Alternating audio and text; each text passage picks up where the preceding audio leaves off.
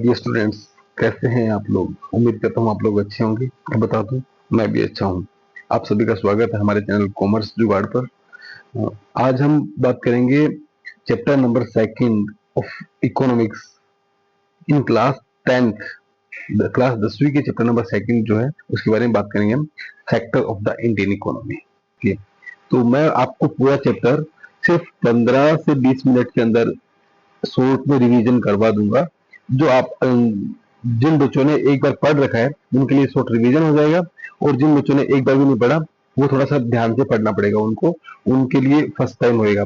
अच्छा, लेकिन ध्यान रखो, फर्स्ट टाइम पढ़ना और उसका रिवीजन रिवीजन ज्यादा इंपॉर्टेंट है, क्योंकि आपने रिवीजन कर लिया तो वो चीज दिमाग में रहती है लंबे टाइम तक, अदरवाइज वो चीज आप भूल जाओगे। ठीक है, तो रिवीजन के लिए आप इतना है करना बस कि ईयरफोन लगा के और अपना आप सिर्फ वीडियो को चलाओ, सुनते रहो उसे।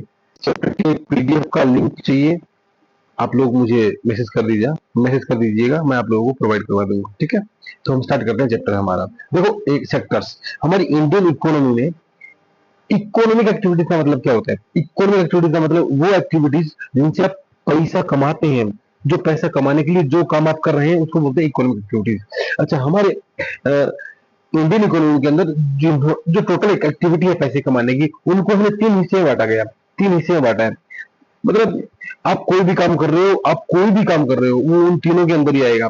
First primary activities, primary, second वाला सेकेंडरी, और थर्ड वाला टर्सरी। मतलब साफ है, हमने सारी एक्टिविटी को, हम टोटल एक्टिविटीज जो इकोनॉमिक पैसे कमाने की जो एक्टिविटी है उनको 3 हिस्से में डिवाइड कर रखा है। प्राइमरी सेक्टर के अंदर वही चीजें आती हैं जैसे नेचुरल रिसोर्स हो गया, एग्रीकल्चर हो गया, ये सब क्या है, प्राइमरी सेक्टर के अंदर आते हैं। यानी आपको कोई ऐसा सामान जिसमें सीधे भगवान की कृपा या भगवान खुदा, आप जिसको भी मानते हैं, उसकी कृपा होती है, उसमें उसको हम बोलते हैं प्राइमरी सेक्टर। ठीक है, प्राइमरी में जनरली एग्रीकल्चर तो आता ही आता है, ये समझ लो आप। मैन तो प्राइमरी को एग्रीकल्चर के नाम से ही जानते हैं। सेकंड वाला हो गया सेकेंडरी, जिसको हम बोलते हैं मैन्युफैक्चरिंग भी, यानी कोई ऐसा काम जिसमें आपको कंस्ट्रक्शन करना पड़ता है या मैन्युफैक्चरिंग एक्टिविटीज करनी पड़ती है, वो सेकेंडरी में आता है। यानी उसमें कुछ ना कुछ और चीज मिला के आप उसमें कुछ कंस्ट्रक्शन करेंगे, कुछ मैन्युफैक्चरिंग करेंगे, वो किसमें आएगा? सेकेंडरी में आएगा। ठीक है, और टर्सरी सेक्टर के अंदर जनरली उसको सर्विस सेक्टर भी बोलते हैं। टर्सरी में क्या आता है? जनरली सर्विस सेक्टर भी आती है, यानी सर्विस जो भी देंगे हम, सारी सर्विसेज, टेलीकॉम हो गया, ट्रांसपोर्टेशन हो गया, वेयर हाउस हो गया, ये सब किस में आता है? टर्सरी सेक्टर में आता है। तो बताया मैंने आपको 3 सेक्टर होते हैं, प्राइमरी, सेकेंडरी और टर्सरी।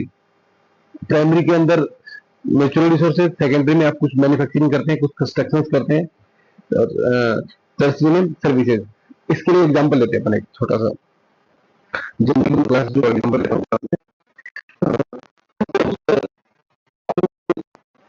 एग्रीकल्चर से अपने खेत में गेहूं उगाया, आपने गेहूं उगाया और उसमें गेहूं उग गए, मतलब अच्छे अच्छे उसमें गेहूं का प्रोडक्शन कर दिया आपने, तो ये कौन सा सेक्टर में आपने काम किया? प्राइमरी सेक्टर में आपने काम किया। ठीक है, आपने अब उस गेहूं का फर्दर प्रोसेस करके आपने उसमें से गेहूं का आपने आटा बनाया या मैदा बनाया, मैदे से फिर आपने मैगी बनाई, मैदे से क्या बनाई आपने? मैगी बनाई। ठीक है, तो ये आपने जो आटा बनाया और जो मैगी बनाई, ये कौन सा सेक्टर में काम हुआ?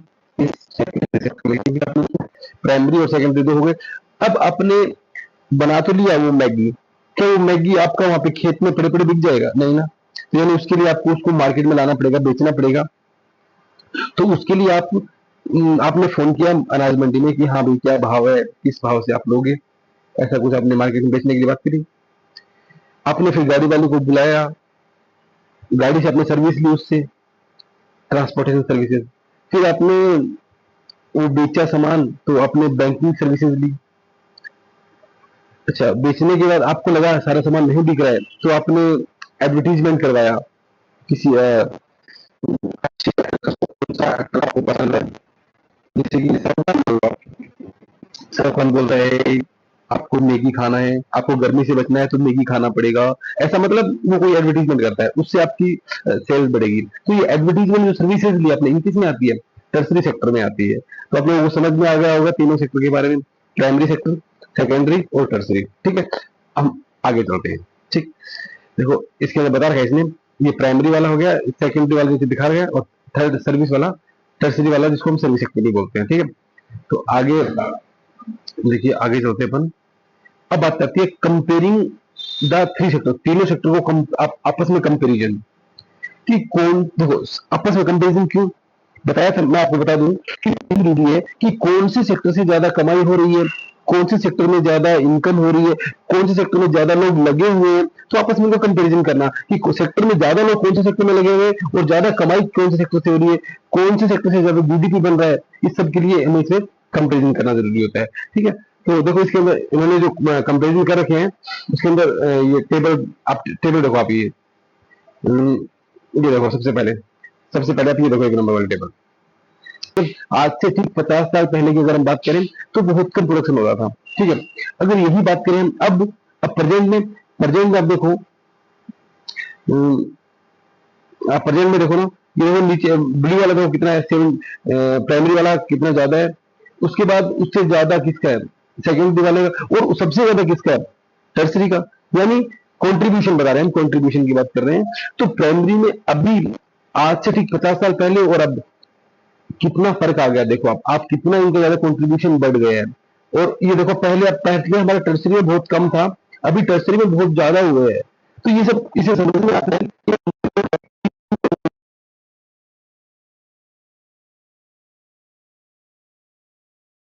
कि इसका मतलब ये हुआ कि हमारे देश में एजुकेशन की बहुत कमी है, खेती बाड़ी में लोग लगे, इसका मतलब एजुकेशन की कमी है, हेल्थ वगैरह कुछ हो ही नहीं फिर इसका मतलब। तो अच्छा, अगर टर्सरी में ज्यादा लगे इसका मतलब लोग सर्विसेज दे रहे हैं।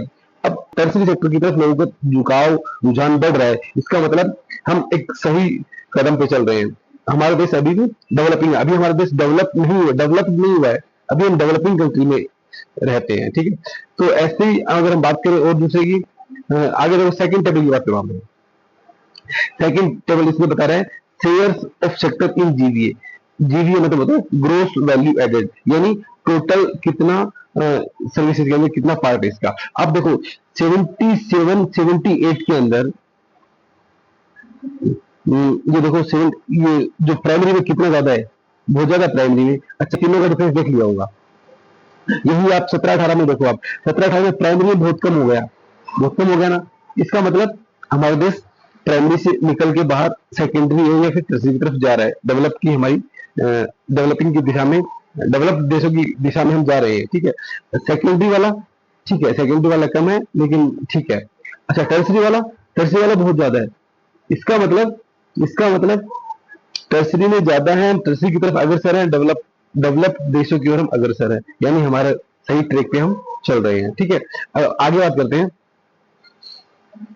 आगे देखो आप, प्राइमरी के अंदर जो प्राइमरी में 77 78 में प्राइमरी में जो लोग इन्वॉल्व हैं एग्रीकल्चर में, वो लोग कितने ज्यादा हैं, और सेकेंडरी में तो कम है और टर्सरी में तो और भी कम है। इसका मतलब ये हुआ कि आज से 50 साल पहले हमारे मैक्सिमम लोग कितने इन्वॉल्व थे, एग्रीकल्चर में इन्वॉल्व थे।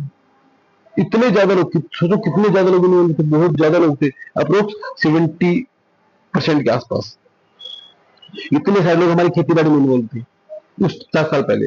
अच्छा, लेकिन खास बात पता है, खास बात इसके बारे में हम बात करें अगर, तो बता दूं मैं आपको कि अभी 17 18 में देखो आप इसको, नहीं मतलब कुल मिला के मैं ये कहना चाह रहा हूँ कि हमारे सेकेंडरी और टर्सरी में बहुत कम इन्वॉल्व थे आज से 50 साल पहले। अभी 17 18 की बात करें हम, 17 18 में देखो इन्हें बता रखा है कि प्राइमरी के अंदर लोग 44% लोग इन्वॉल्व थे, 44% लोग, जबकि सेकेंडरी में देखो 25% इन्वॉल्व अभी 7 8 साल पहले। ठीक है, और टर्सरी में 31%, ज्यादा हो गए ना लोग ये, और एग्रीकल्चर से कम हो गए लोग। ये कहीं ना कहीं अच्छी बात है। अच्छी बात ये है कि एग्रीकल्चर से लोग सिर्फ फोकस किस में जा रहे हैं, टर्सरी की तरफ जा रहे हैं। ठीक है, तो आगे हम बात करते हैं। देखो इसमें बता रखा है हमारे मैक्सिमम लोग एम्प्लॉयड, एक ज्यादा कोशिश करनी चाहिए कि लोगों को ज्यादा रोजगार मिले, लोग ज्यादा एम्प्लॉयड हो जाएं, इससे कि लोग काम कर पाए, ज्यादा जीडीपी जनरेट कर पाए। अच्छा, तो हमारे यहाँ पे एक सवाल बनता है इम्पोर्टेंट, एक इम्पोर्टेंट सवाल ये बनता है कि ज्यादा एम्प्लॉयमेंट कैसे जनरेट होगा, how to create more employment. तो आप लोग अगर कॉपी पेन लेकर बैठे हैं, बैठे हैं, तो आप लोग नोट कर लीजिए कि कैसे ज्यादा रोजगार एम्प्लॉयमेंट जनरेट होता है। तो देखो, आप सबसे पहले इसके अंदर आप लिख सकते हो कि गवर्नमेंट को agriculture loan, cheap agriculture loan provide करवाने चाहिए। क्या करे, गवर्नमेंट इन पैसे इन्वेस्ट करे रोड और ट्रांसपोर्टेशन में, यानी गवर्नमेंट ज्यादा अगर रोड पे ट्रांसपोर्टेशन पे पैसे खर्च करेगी तो लोग, मैक्सिमम लोग अपना कोई काम धंधा बिजनेस कर सकेंगे। इंडस्ट्रीज को सेटअप करना चाहिए, छोटी छोटी इंडस्ट्रीज होती हैं, उन पे गवर्नमेंट को ज्यादा पैसे इन्वेस्ट करके उन्हें सेटअप करना चाहिए, जिससे कि लोगों को ज्यादा रोजगार मिलने की संभावना हो सके। अच्छा, नेक्स्ट वाला बताया इसने, गवर्नमेंट को एजुकेशन पे ज्यादा खर्च करना चाहिए, गवर्नमेंट को पैसे इन्वेस्ट करना चाहिए एजुकेशन पे, जिससे कि लोग ज्यादा पढ़े लिखे होंगे, ज्यादा समझ पाएंगे, ज्यादा प्रोडक्शन कर पाएंगे, ज्यादा कोई काम कर पाएंगे, इससे वो लोग अपना ज्यादा कुछ जीडीपी में कंट्रीब्यूट कर पाएंगे। ठीक है, और आप इसमें लास्ट पॉइंट बोल सकते हैं, लास्ट तो क्या है, लेकिन एक पॉइंट और लिख दें इसमें कि गवर्नमेंट को टूरिज्म को प्रमोट करना चाहिए, जिससे ज्यादा विदेशी लोग हमारे देश में आएंगे, हमारे पास ज्यादा फॉरेन करेंसी आएगी, उससे हमारे और भी एक्टिविटीज होंगी, वो सारी चल निकलेंगी। मतलब ये गवर्नमेंट कर सकती है। तो हम आगे बात करते हैं अभी। देखो, इसमें ये पॉइंट जो है ना, how to create more employment, government ने जनरली इसके अंदर यही सारे बता रखे हैं। ठीक है, अभी हम आगे बात करते हैं। अरे वो आगे की इंपॉर्टेंट बात ये भी आती है, एक तो इंपॉर्टेंट बात ये है, आप ये देखो पहले आप, कि हमारा देश जब आजाद हुआ था उस टाइम हमारा देश बड़ा गहरा गड्ढे में था, मतलब बहुत ज्यादा गरीबी थी। तो उस टाइम देश में एक प्लानिंग कमीशन गवर्नमेंट ने किया स्टार्टिंग में 1950 के अंदर, 1950 में, आजाद होने के बाद में, कि हर 5 साल के हम प्रोग्राम बनाएंगे, ऐसे धीरे धीरे करके हम देश को आगे बढ़ाएंगे, अगले 5 साल में क्या करने वाले, उससे अगले 5 साल में क्या करने वाले, उसको बोला गया प्लानिंग कमीशन। क्या बोला गया? Planning commission. तो उसके लिए मतलब हर 5 साल बाद में गवर्नमेंट क्या करेगी, वो प्लान बनाएगी, और उस प्लान पे अगर कोई चीज रह गई है तो अगले प्लानिंग कमीशन में ऐड करके उसको अचीव करने की कोशिश करती है, तो उसको बोला गया प्लानिंग कमीशन। अभी 2012 में लास्ट प्लान बना, वो 2017 में वो खत्म हो गया काम उसका। 2017 में प्लानिंग कमीशन का नाम उन्होंने क्या कर दिया, नीति आयोग कर दिया। देखो, प्लानिंग कमीशन को खत्म कर दिया गया, उसको होते नहीं किया। तो हम आगे बढ़ते हैं, आगे से बताया। आगे सबसे इम्पोर्टेंट बात ये भी है कि यहाँ से सवाल बन सकता है, नरेगा। नरेगा क्या है? देखो, ये एक गवर्नमेंट का प्रोग्राम है, इसके अंदर गवर्नमेंट ने लोगों को राइट टू वर्क दिया है, गवर्नमेंट राइट टू वर्क दिया है। जनरली ये 625 डिस्ट्रिक्ट जिलों में काम कर रही है अभी हमारे इंडिया के अंदर। इसके अंदर देखो, इसका पूरा नाम वैसे इसको बोलते हैं नरेगा शॉर्ट में। इसके अंदर गवर्नमेंट ने इसको नरेगा या मनरेगा के नाम से बोला गया है। ठीक है, ये 2005 में आया था। ठीक है, तो इसके अंदर गवर्नमेंट क्या करती है, गवर्नमेंट लोगों को 100 डेज का एम्प्लॉयमेंट अवेलेबल करवाती है, 100 डेज का एम्प्लॉयमेंट प्रोवाइड करवाती है। अगर बाई चांस गवर्नमेंट 100 डेज का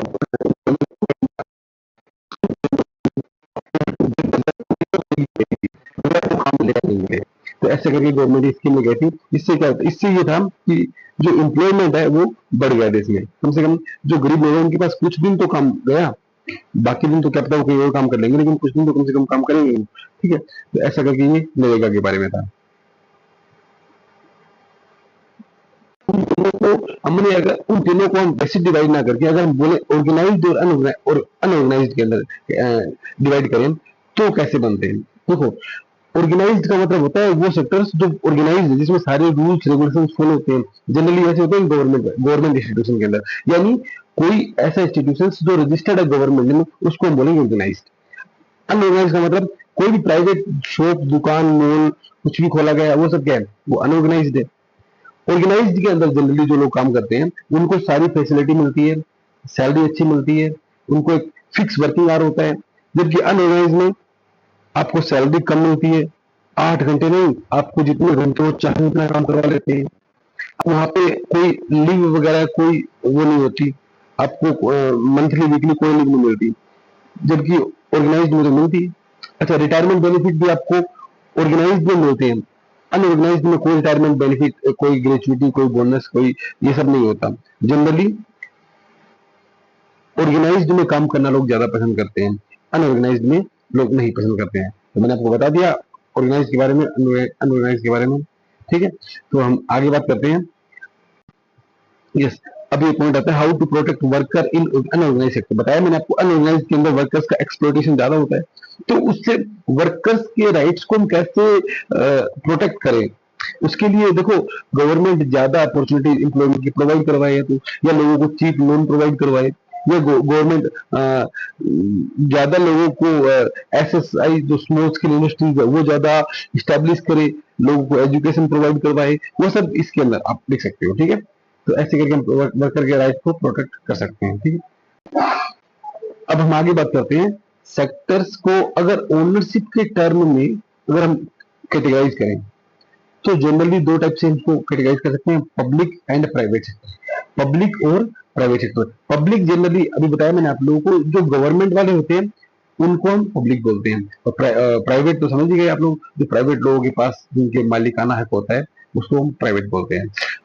पब्लिक के अंदर जनरली आप लोगों को फैसिलिटी सब सारी मिलती है, पब्लिक वेलफेयर के बारे में सोचा जाता है, लोगों के बारे में कि लोगों को कम प्राइस में सामान देना है, अच्छी क्वालिटी का सामान देना है।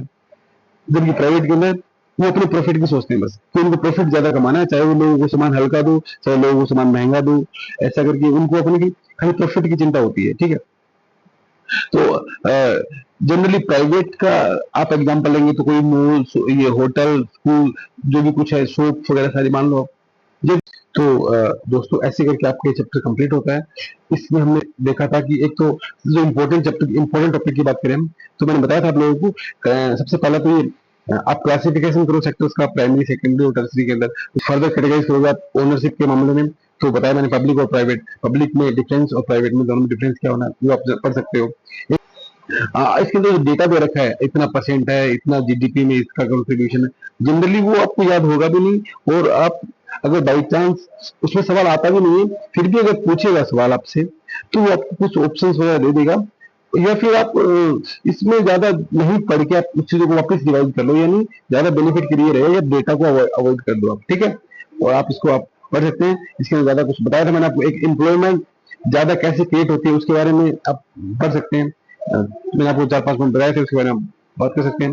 ऐसे करके आपका चैप्टर कंप्लीट होता है। ठीक है, जब इसके अंदर एक ये आता है, अभी हम बात करेंगे ओपन अनएम्प्लॉयमेंट, मतलब खुली बेरोजगारी, यानी भाई जो बेरोजगार है वो बेरोजगार है, दिख रहा है ये आदमी काम नहीं कर रहा, मतलब open open unemployment, open unemployed है वो।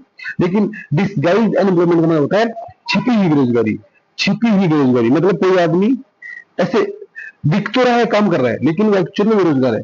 ये कहाँ पे होता है बताया था मैंने, आप लोगों ने 9th क्लास में पढ़ा है ये आता है एग्रीकल्चर के काम में। जनरली एक घर में, मतलब कोई खेत में 4 लोग काम करने की जगह घर में 2 लोग एक्स्ट्रा और बैठे हैं, उनको भी साथ में ले लिया उन्होंने, यानी काम करने का तो वो 4 लोगों का है, लेकिन उसको काम करना जल्दी हो जाएगा, काम थोड़ा जल्दी हो जाएगा, लेकिन काम प्रोडक्शन ज्यादा नहीं बढ़ेगा। इसकी बजाय तो अगर वो 2 लोग वहां काम ना करके कहीं और काम करें, अपना कोई काम करें, वहां से वो कुछ और अर्निंग कर सकते हैं, वहां कुछ और कमा सकते हैं। ठीक है, वहां पे काम तो कर, वो दिख रहे हैं ऐसे, when people appeared as employed, जब लोग दिख रहे हैं कि काम करते हुए, बट एक्चुअल में there is no contribution to production, total production में इनका कोई कंट्रीब्यूशन नहीं है। अगर 6 लोग काम करें तो भी अनाज उतना ही बनेगा खेत में, 4 लोग काम करें तो भी अनाज उतना ही बनेगा खेत में, यानी टोटल प्रोडक्शन में उनका कोई योगदान नहीं है। ठीक है, तो ऐसे करके ये डिसगाइज अनएम्प्लॉयमेंट होता है। तो बता दिया मैंने आपको ओपन एम्प्लॉयमेंट क्या होता है। ठीक है, तो आपका ये चैप्टर कंप्लीट होता है दोस्तों। तो उम्मीद करता हूँ आप लोगों को चैप्टर पसंद आया होगा। आप लोग, आपको कोई एरिया, कोई टॉपिक सही समझ में नहीं आ रहा है या कोई दिक्कत लग रही है तो आप मुझे कमेंट कर सकते हैं। अगर आपको वीडियो अच्छा लगे तो लाइक कमेंट कीजिए, शेयर भी कीजिए, और बाकी जो बोलते हैं वो सारे सब्सक्राइब वगैरह सब कुछ कर दीजिए। ठीक है।